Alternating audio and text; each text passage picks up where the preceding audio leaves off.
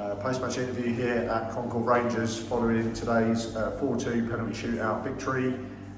Skip, after 3 clean sheets, not ideal to go behind in the first couple of minutes of the game, but we responded well, got ourselves in front, and then obviously they pulled back just before half time, and then we went to the lottery of penalties. Unfortunately, fortunes were on our side this afternoon. Yeah, it's a frustrating start because you've just hit the nail on it. 3 clean sheets. I mean, we rode our luck a little bit in those 3 games, but we've defended well. And then today, it's just, I don't know, 90 seconds into the game, we had 2 opportunities to clear it, and we just didn't. We were trying to do the wrong things at the wrong time, and concede early doors. Then I thought we were outstanding after that. I thought we played some superb football. We got in behind them. We created chance after chance. Got the equaliser, which was a bit of a surprise really, because it's come from a corner and it's gone straight into the box. I mean, they had a height advantage over us, and Peter Holmes just ghosted into the back, and it's 1-1. Not out of nothing, but you just couldn't see us scoring from a set piece because of their height advantage. The second goal was well worked. Huntley scores again, and then at that point we started just to. We were bordering on absolutely brilliant at times, and one lacks of concentration, and it's not one person. I'd like to look at the VO footage, but you're going to go. There's going to be 5 or 6 people that could have done a lot better, and it ends up in the back of our net, bang on half time. You're 2-2. You're thinking, how's that come about? Then I thought second half, while it wasn't a great spectacle as such, I thought we played well. I thought we was outstanding. I thought he was dogged. We were against the wind, against the physical side. I don't think we got the rub of the green with some of the refereeing decisions, if I'm honest with you. I think it's a penalty on Alex. He's took from behind. His reaction tells you that it's a penalty. But then the lottery of the penalties. So we've been on the wrong end of those more than we've won. So happy to take it. And it wasn't that many years ago, just up the road at Canby Islands, we lost an FA Cup game on penalties, and it was a long drive home. So today's drive home would be a lot shorter. How much do you think the conditions played a part in their sort of goals that they scored? Because it was when we first got here today, it was very warm, nice sunny day, and then after the game kicked off, the wind really got up and it swirled around a bit, and it made it difficult particularly for the goalkeepers with the ball coming high into the box. Yeah, again, I don't think we dealt very well with their long ball for second half. I thought we was outstanding, defending the wind, so we were winning our headers. And if it was too high, it was going through for goal kicks or the keeper. So it was, Dave's always alluded, we played better against the elements like that, and I think we did. Not creating as many chances as first half, and you got again, I've never seen them play. I believe you watched them recently. You had a feeling halfway through the second half they were happy for penalties, in my opinion. They were trying to do us on the break, and they did a couple of times. Answer to your question, I think the first half it was harder to defend the wind because as the ball was pumped forward, defenders were getting themselves in a position, then suddenly the wind was getting it and dragging it. And I think that's come for their second goal, and I've just spoken to his father. I think he's good early call, he's in the right position, and then suddenly as he's come forward, he's had to come about 8 or 9 yards. As he's come there, the ball just suddenly starts to drift away from him. So at that point, I'm not a goalkeeper or a goalkeeping coach, but is a punch a better option than trying to grasp it as it's going away from you? But he'll learn. I've got no qualms. No one said anything to him, which is the sign that we just crack on. We've conceded, but like I said just now, I think there was 5 or 6 people culpable who could have done a lot better before it got to the goalkeeping job. But the wind was difficult and it was swirling around. But it was the same for both keepers. I mean, just before they've equalised, their goalkeepers produced an unbelievable save. I mean, I'm out the dugout, I'm thinking it's 3-1. It's unbelievable. And that game probably would have been finished then, but penalties, happy to win that. So, next round. Dave, how did you see it from sort of your point of view? I felt maybe in the first half, maybe the conditions of us shooting down the pitch maybe suited us, and then shooting into the elements probably suited them. Whereas in the second half, although I felt we were in the ascendancy the majority of the time in the second half, I felt we weren't as, I didn't think we were as dangerous and got in behind them maybe as much as what we did in the first half. Yeah, I think they changed their shape at half time. They made a change, put an extra player, I think, at the back to combat Adam, who's causing loads of problems. So I think they were, yeah, look, they changed their shape to combat us, and they did a reasonable job on him, but he's still causing many problems. And if I'm honest with you, then Luke then come alive in the second half, and we got balls in from the left-hand side. You know, Sonny causing lots of problems from the left, and then when we changed it and brought George on, George did the same. So, you know, you can, if you want to shift across and do the job on him, we'll come down the other side, which we did. So, look, I was pleased with all of it, and as I say, I think Skip summed up their second goal right. At the time, you're thinking, oh, Eyrie, but you know, we could name them all. But there was a non-challenge where we play a short. We could have stopped it before the ball. Yeah, we play a short corner, we give it away. Then we don't make the first challenge. We almost pull out of it. Two players then slide on the floor. They don't need. They just got to hold the plug. It's quite simple. Then there's two fellas with a guy trying to shut his run down. And eventually it ends up with a cross down the box, and without doubt the wind dragged it down. What was the difference between the second half? He catches everything in the first half.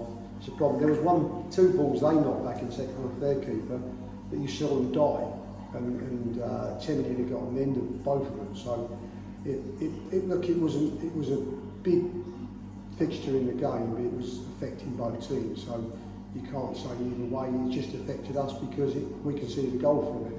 Whereas, you know, the passes for them reached the guy who was off his line. He got hold of him, you know. But you know, I agree with Skip. I felt the first half we played so well. I mean, probably if I'd got a moan at half time, well, I had a few moans, but the moan would be that there was opportunities. Young Raf had an opportunity just to pass the ball in early on, and he just lashed it a bit. He's gone over the bar.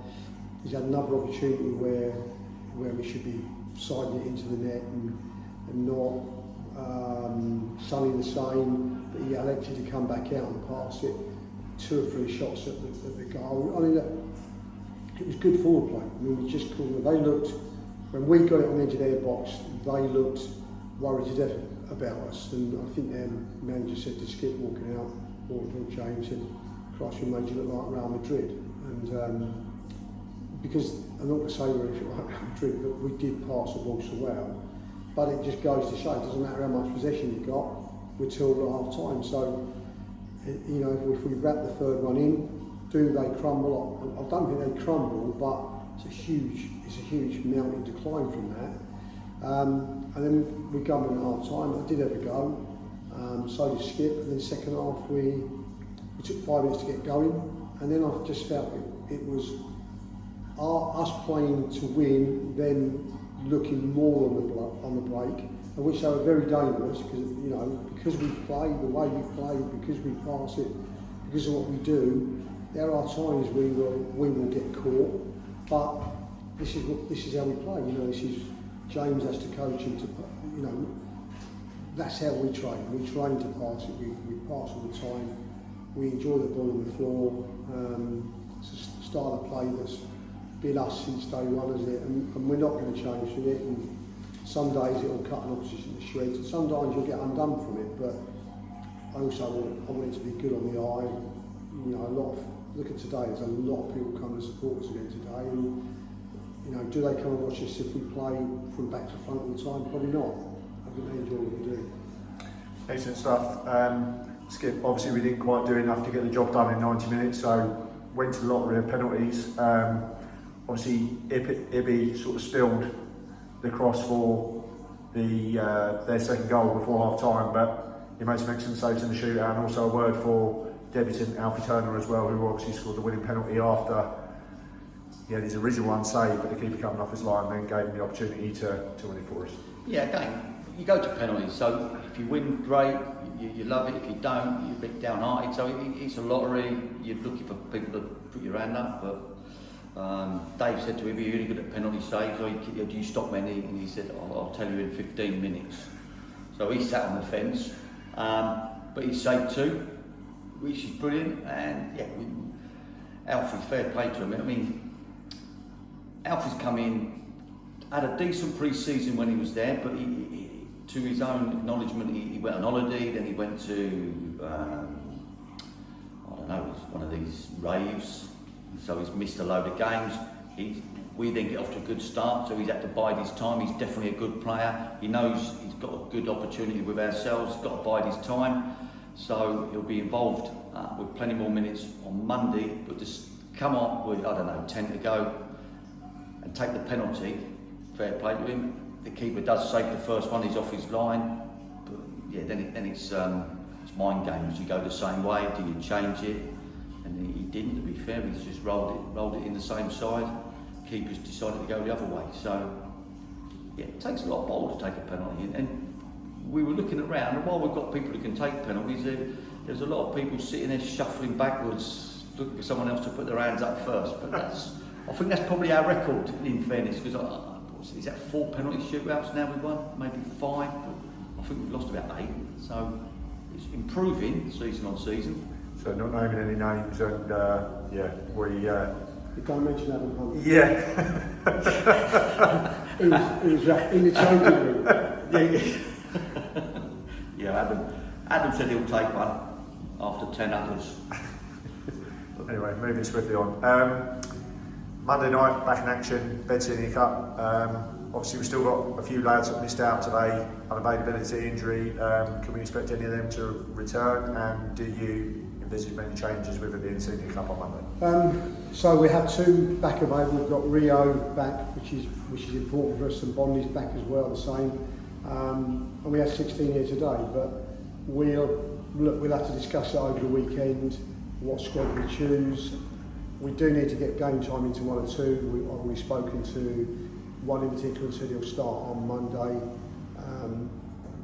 Because he's a player that we really like, and we've just got to get it right. It's one of those. The problem being is, and Skip brought it up again today, we're playing really well, and then someone decides to go away. Today, Bonnie's gone away, and we've lost Rio for 2 games because he had a holiday, which we all knew about, but again, they keep offering their shirts up, and be fair to the guys coming in, nobody comes in and you go, well, we don't have to choose him again, because everyone comes in and fills them shirts and they're all going, take it off me, and sometimes you can't. And we made 1 change today only, and that was the one forced by Bondi, and Timmy's come in and had a great game today, certainly until he tired, and he hasn't had much game time recently, but I thought his first half in particular was outstanding.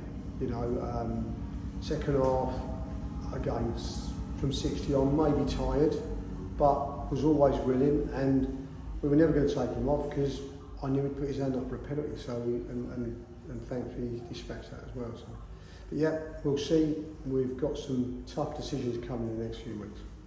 Just finally, just a word for the reserves as well, because obviously they had their first league game today. I understand they were 3-0 down and come back to draw 5-5, so great first game for Drax and Jay. Yeah, look, I'm real pleased that Drax come back on board, and Jay's a great guy. I think they're a great combination. The squad is starting to look good.